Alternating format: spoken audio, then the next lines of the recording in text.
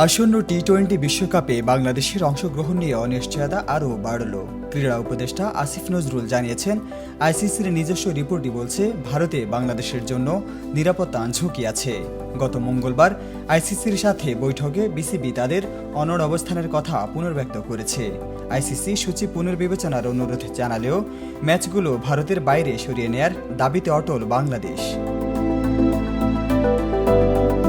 আসিফ নজরুল জানান, মোস্তাফিজ ইস্যুতে উগ্র সাম্প্রদায়িক শক্তির কাছে ভারতীয় বোর্ডের নতি স্বীকার এবং সেখানে চলমান বাংলাদেশ বিরোধী প্রচারণা আমাদের খেলোয়াড় ও দর্শকদের জন্য বড় হুমকি। আইসিসির সিকিউরিটি ম্যানেজার ডেভিড মুস্কারের রিস্ক অ্যাসেসমেন্ট রিপোর্টও এই ঝুঁকির বিষয়টি ভাবতে বাধ্য করেছে। তাই শ্রীলঙ্কায় ম্যাচ আয়োজনের দাবি আরও জোরালো হচ্ছে।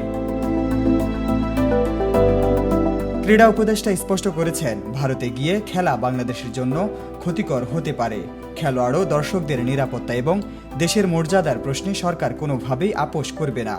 তিনি বলেন, একটি স্বাধীন ও সার্বভৌম দেশ হিসেবে একজন জাতীয় দলের খেলোয়াড় থেকে শুরু করে বাংলাদেশের একজন সাধারণ দর্শকের নিরাপত্তা ও মর্যাদা রক্ষা করা আমাদের পবিত্র দায়িত্ব।